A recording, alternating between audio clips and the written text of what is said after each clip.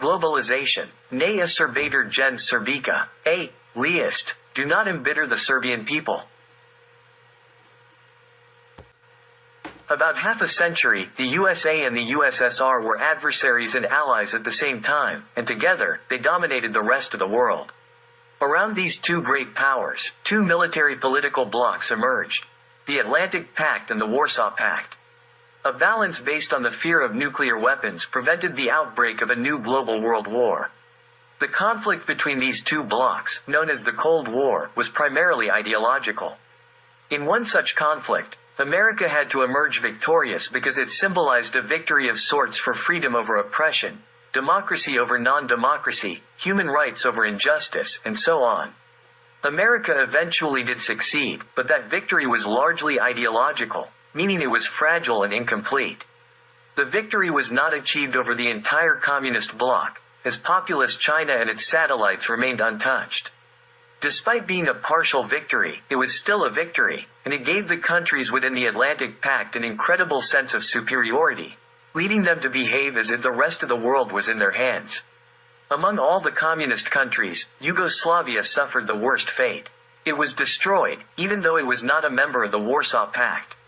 For all the bitter pills they had to swallow in front of the once mighty USSR, the Atlanticists sought revenge at the expense of innocent victims.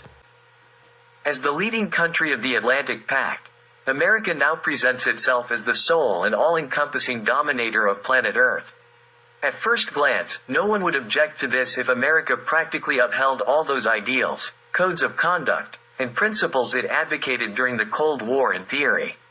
This would mean that it now serves as the sole superpower leading freedom, democracy, progress, justice, culture, and civilization.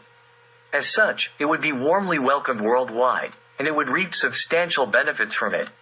However, the reason this is not the case now is not the fault of the rest of the world but America itself because, in practice, it has betrayed all those lofty ideals and principles, essentially betraying itself. Instead of leading the world through the power of law and morality, America has chosen to lead the world through fear and terror. Double standards have become the norm in its behavior, and it employs different approaches to the same phenomena.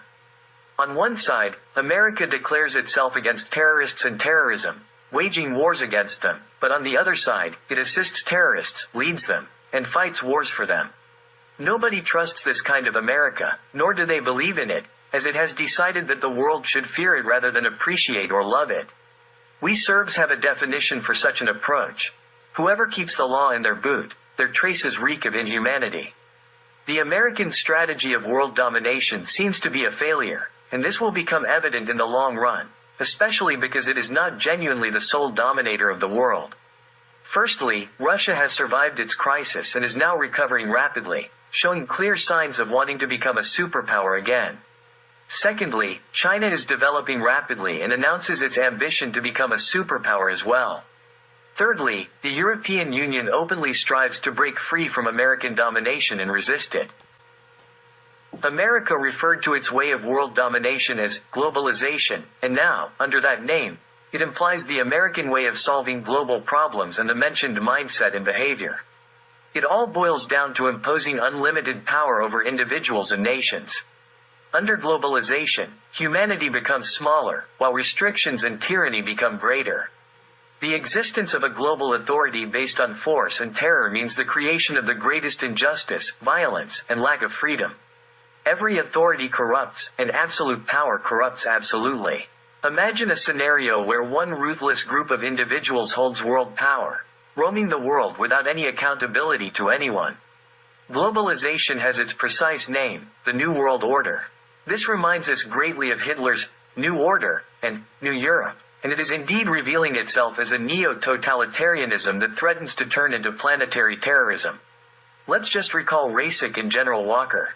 The New World Order presented itself to Serbians as an ideology based on Serbophobia, the darkest and most primitive form of racism defined by the pens and words of Anthony Lewis, Daniel Goldhagen, David Gompert, Madeleine Albright, and Richard Holbrooke. The New World Order approaches us in alliance with our age-old enemies, Germany, which seizes the opportunity to retaliate against Serbians for resisting its hegemonic plans, and Papal Rome, which has waged a genocidal religious war against us, Orthodox Serbs, for almost 1,000 years.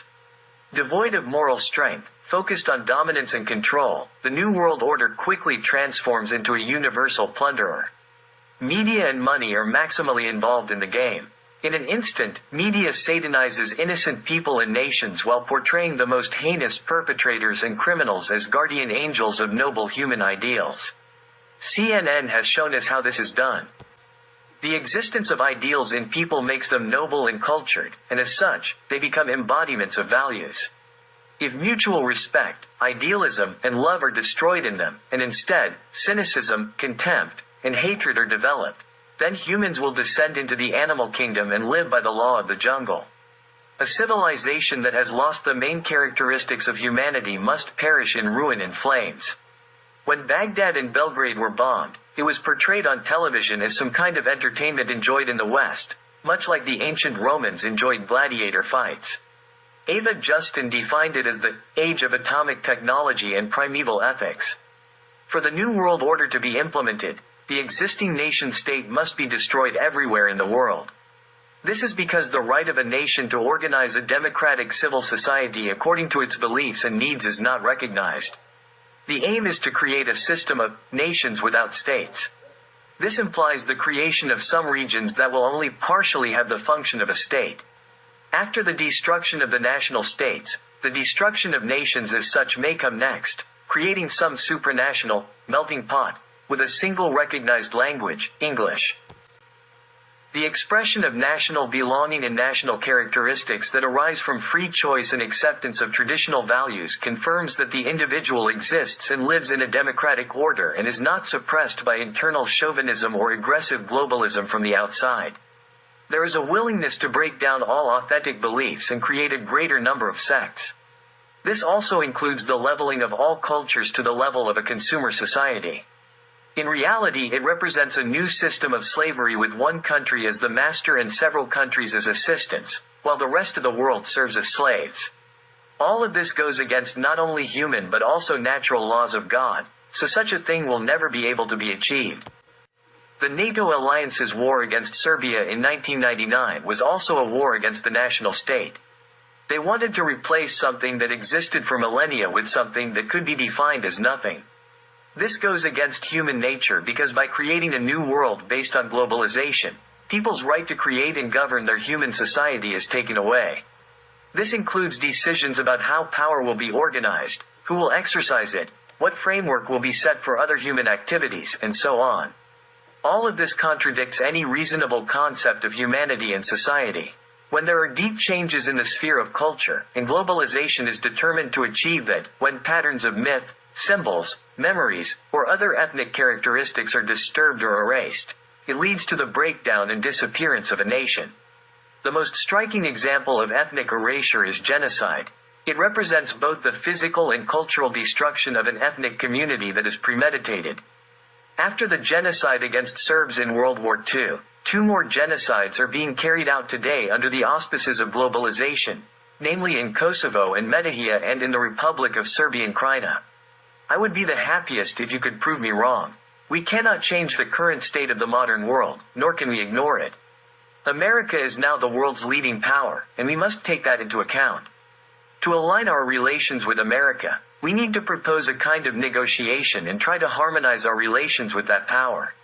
Simply surrendering and accepting their dictates is not an option. We need to find a modus vivendi where the interests of both sides are represented. If we consistently advocate for our interests and know what we want, it will be possible to achieve that.